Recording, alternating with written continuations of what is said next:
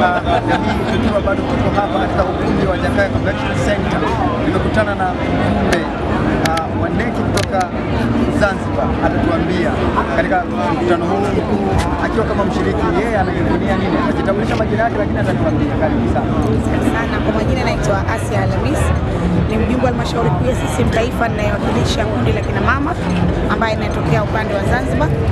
Mimi kama mjumbe wa halmashauri kuu ya CCM Taifa lakini pia mjumbe wa mkutano mkuu wa CCM Taifa, kipekee najivunia sana marais wangu wawili wa Jamhuri ya Muungano wa Tanzania lakini wa serikali ya Mapinduzi Zanzibar, Dr. Samia Suluhu Hassan na Dr. Hussein Ali Mwinyi kwa utekelezaji wao wa ilani mkubwa.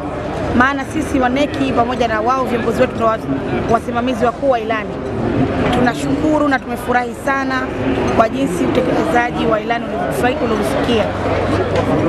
Nyinyi kama Watanzania wenzangu, mnaona mabadiliko ambayo makubwa yamefanywa na Rais Dr. Samia Suluhu Hassan kwenye sekta tofauti tofauti, na mabadiliko hayo pia kwa upande wa Zanzibar yanaonekana dhahiri shahiri, na sisi kama viongozi tunajivunia viongozi wetu na tunasema Dr. Samia mitano tena, Dr. Mwinyi mitano tena. Lakini neno lako la mwisho, Watanzania wanasubiria kwa hamu ama bashasha kusikiliza ilani ya mwaka 2025 mwaka 2030 kwa uchaguzi. Labda unaweza ukawaambia nini Watanzania?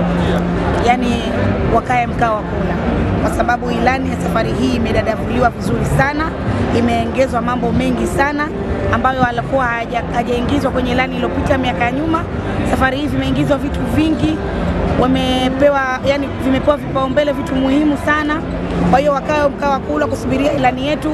Ni ilani ambayo nzuri, ina mashiko, na ilani ambayo itawatoa Watanzania wote kuanzia wa chini mpaka wa juu katika hali ya kimasomaso. Yani itatutoa katika kimasomaso sisi wa Tanzania, kwa sababu ni ilani ambayo yenye mashiko na ni ilani mzuri sana.